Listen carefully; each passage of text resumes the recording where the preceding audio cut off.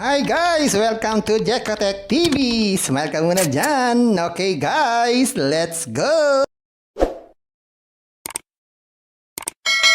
And guys, ito yung kanilang sign in. Pero di pa tayo pwede mag-sign in. Mag-sign up muna tayo. Click natin tong sign up. Yan, maglagay lang tayo dito ng ating mobile number, password, tapos password ulit, tapos ng verification code. Gawin na natin. Yan, ganyan lang kasimple. Click natin. And guys, after natin mag-sign up, bubungad sa atin ang mga investment na kanilang inaalok. Kaya pag-aralan natin itong mga investment na to. Pag na tayo ay nag-invest ng 200 pesos, meron daw tayo makukuhang 32% na rate of return at yan ay 150 days. Pag naman 300, ganun din, 150 days, 33% ang rate of return. Susunod dito, 500, 34% naman po ang rate of return. Pag 1K, 36% ang rate of return. Gagawin lang para makapag-invest, click lang tong amount, tapos click ang buy now. Yan, via GCash, login tayo. Scan itong QR code, mag-transfer ng fund. Ayun, meron na tayong investment. Pwede tayo mag-withdraw everyday. Check nga natin ang withdrawal, magkano ang minimum withdrawal dito. Pero bago yan, maglagay muna tayo ng bank info. Click natin itong my bank info. Pili tayo ng bank, GCash. Ito ang GCash number, GCash name. Yan, ganyan lang. Click natin submit. Yan, check na natin ang minimum withdrawal. Yan, so meron tayong 40 pesos pag tayo po yung nag-sign up. So ang minimum withdrawal pala dito ay 100. Maximum ay 10K at unlimited daw ang withdrawals at no handling fee. At sabi dito, you can withdraw money at any time of the day. So, basta when 100, pwede mag-withdraw. Kaya lang di pa tayo pwede mag-withdraw dahil 40 pesos pa lang ang pera natin. Kaya check natin yung iba pang mga nasa application na ito. So dito sa orders, nandiyan makikita yung ating mga investment, payment record, yung ating mga deposit about us. Yan, basahin mo na bago mag-invest. Nandiyan ang mga information about sa kanilang company.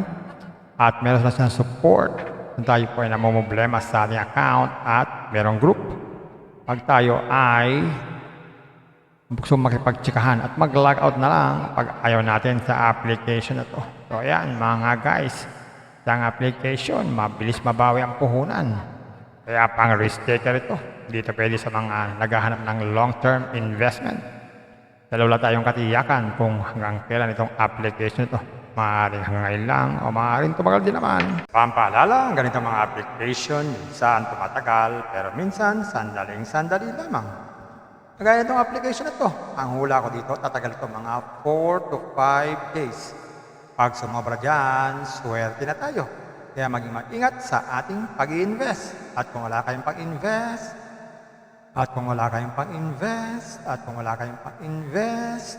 Kung may free, sa free na lang muna tayo. Kung may free, sa free na lang muna tayo. At sa pampaalala, ganito mga application, minsan tumatagal, pero minsan sandaling-sandali lamang.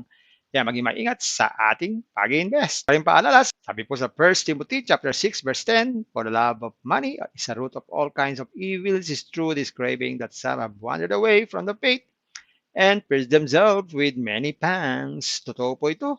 Ang pera naman ay hindi masama. Yan ang ginagamit natin sa pang-araw-araw natin buhay, pambili ng bigas, ulam, sapatos at iba pa.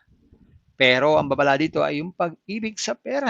Pag tayo po umibig na sa pera, maaari tayong makagawa ng sari-saring kasamaan. Yan po ang kinauugatan, yung ating pag-ibig sa pera. Kaya ito po ay isang babala dahil ang ating ibang mga kasama natin ay nawala na sa pananampalataya. Mas pinili nilang ibigin ang pera. Hindi natin alam kung nasaan sila. Kaya pinag-iingat po tayo dito. Mag-iingat po tayo sa pag-ibig sa pera. Bye-bye. Ingat lang sa pag-invest. Bye. Hi guys! Welcome to Jekotech TV! Smile ka muna dyan! Okay guys, let's go! And guys, ito yung kanilang sign in. Pero di pa tayo pwede mag-sign in. Mag-sign up muna tayo. Click natin tong sign up. Yan, maglagay lang tayo dito ng ating mobile number, password, tapos password ulit, tapos ng verification code. Gawin na natin. Yan, ganyan lang kasimple. Click natin. And guys, after natin mag-sign up, bubungad sa atin ang mga investment na kanilang inaalok. Kaya pag-aralan natin itong mga investment na to. Pag na tayo ay nag-invest ng 200 pesos, meron daw tayo makukuhang 32% na rate of return at yan ay 150 days. Pag naman 300, ganun din, 150 days, 33% ang rate of return. Susunod dito, 500, 34% naman po ang rate of return. Pag 1K, 36% ang rate of return. Gagawin lang para makapag-invest, click lang tong amount, tapos click ang buy now. Yan, via GCash, login tayo. Scan itong QR code, mag-transfer ng fund. Ayun, meron na tayong investment. Pwede tayo mag-withdraw everyday. Check nga natin ang withdrawal, magkano ang minimum withdrawal dito. Pero bago yan, maglagay muna tayo ng bank info. Click natin itong my bank info. Pili tayo ng bank. GCash. Ito ang GCash number, GCash name. Yan, ganyan lang. Click natin submit. Yan, check na natin ang minimum withdrawal. Yan, so meron tayong 40 pesos pag tayo po nag-sign up. So ang minimum withdrawal pala dito ay 100. Maximum ay 10K at unlimited daw ang withdrawals at no handling fee. At sabi dito, you can withdraw money at any time of the day. So, basta when 100, pwede mag-withdraw. Kaya hindi pa tayo pwede mag-withdraw dahil 40 pesos pa lang ang pera natin. Kaya check natin yung iba pang mga nasa application na ito. So, dito sa orders, nandiyan makikita yung ating mga investment, payment record, yung ating mga deposit about us. Yan, basahin mo na bago mag-invest. Nandiyan ang mga information about sa kanilang company. At meron na silang support kung tayo po ay namumblema sa ating account at merong group. Pag tayo ay gusto makipagtsikahan at mag-log out na lang pag ayaw natin sa application na to. So ayan mga guys, ang application, mabilis mabawi ang puhunan. Kaya pang risk taker ito. Dito pwede sa mga naghahanap ng long-term investment. Dalawa tayong katiyakan kung hanggang kailan itong application ito. Maaaring hanggang ngayon lang o maaaring tumagal din naman. Pampaalala, ganito mga application, minsan tumatagal, pero minsan sandaling-sandali lamang. Kagaya itong application na ito, ang hula ko dito, tatagal ito mga 4 to 5 days. Pag sumobra dyan, swerte na tayo. Kaya maging mag-ingat sa ating pag-i-invest. At kung wala kayong pag-invest,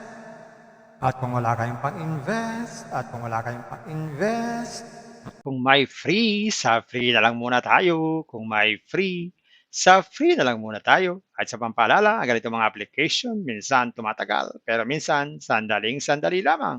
Kaya maging maingat sa ating pag-invest. Paring paalala, sabi po sa 1 Timothy chapter 6 verse 10, for the love of money is the root of all kinds of evils, is true this craving that some have wandered away from the faith and pierced themselves with many pangs. Totoo po ito. Ang pera naman ay hindi masama. Yan ang ginagamit natin sa pang-araw-araw natin buhay, pambili ng bigas, ulam, sapatos at iba pa. Pero ang babala dito ay yung pag-ibig sa pera. Pag tayo po umibig na sa pera, maaari tayong makagawa ng sari-saring kasamaan. Yan po ang kinauugatan, yung ating pag-ibig sa pera. Kaya ito po ay isang babala.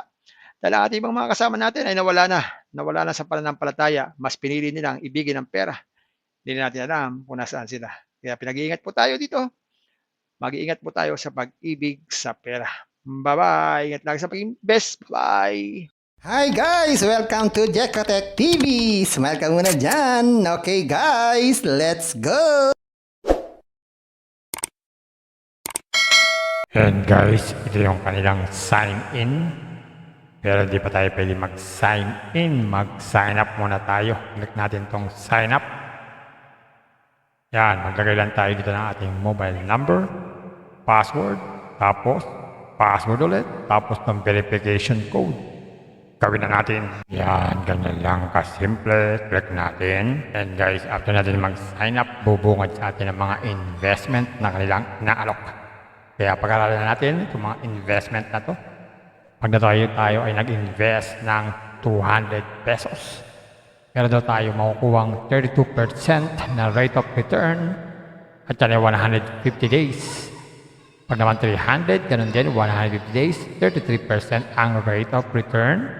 Susunod dito, 500, 34% naman po ang rate of return. return. Pag 1K, 36% ang rate of return. Gagawin lang para makapag-invest, click lang tong amount, tapos click ang buy now. Yan, via GCash, login tayo. Scan itong QR code, mag-transfer ng fund. Ayun, meron na tayong investment. Pwede tayong mag-withdraw everyday. Check nga natin ang withdrawal, magkano ang minimum withdrawal dito. Pero bago yan, maglagay muna tayo ng bank info. Click natin itong my bank info. Pili tayo ng bank, GCash.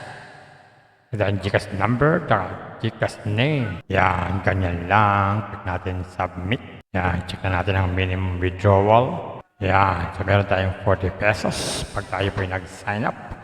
So ang minimum withdrawal pala dito ay 100. Maximum ay 10K at unlimited daw ang withdrawals at no handling fee. At sabi dito, you can withdraw money at any time of the day. So basta when 100, pwede mag-withdraw. Kaya hindi pa tayo pwede mag-withdraw dahil 40 pesos pa lang ang pera natin. Kaya check natin yung iba pang mga nasa application na ito. So dito sa orders, nandiyan makikita yung ating mga investment, payment record, yung ating mga deposit about us. Yan, basahin mo na bago mag-invest. Nandiyan ang mga information about sa kanilang company. At meron na silang support kung tayo po ay namumblema sa ating account at merong group.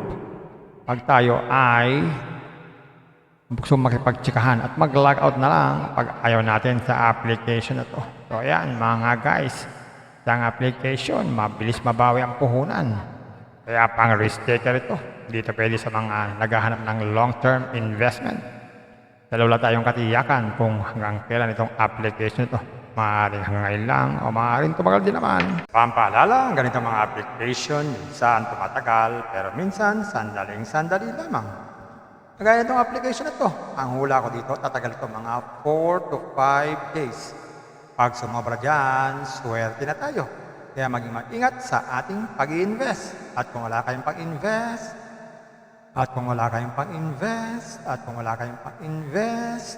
Kung may free, sa free na lang muna tayo. Kung may free, sa free na lang muna tayo. At sa pampaalala, ang ganito mga application, minsan tumatagal, pero minsan sandaling-sandali lamang. Kaya maging maingat sa ating pag-invest. Paring paalala, sabi po sa 1 Timothy chapter 6 verse 10, for the love of money is a root of all kinds of evils, is true this craving that some have wandered away from the faith and pierced themselves with many pangs. Totoo po ito. Ang pera naman ay hindi masama. Yan ang ginagamit natin sa pang-araw-araw natin buhay, pambili ng bigas, ulam, sapatos at iba pa. Pero ang babala dito ay yung pag-ibig sa pera. Pag tayo po umibig na sa pera, maaari tayong makagawa ng sari-saring kasamaan. Yan po ang kinauugatan, yung ating pag-ibig sa pera. Kaya ito po ay isang babala. Dahil ang ating ibang mga kasama natin ay nawala na sa pananampalataya. Mas pinili nilang ibigin ang pera. Hindi na natin alam kung nasaan sila. Kaya pinag-iingat po tayo dito. Mag-iingat po tayo sa pag-ibig sa pera. Bye-bye. Ingat lang sa pag-invest. Bye. Hi guys! Welcome to Jekatech TV! Smile ka muna dyan! Okay guys, let's go!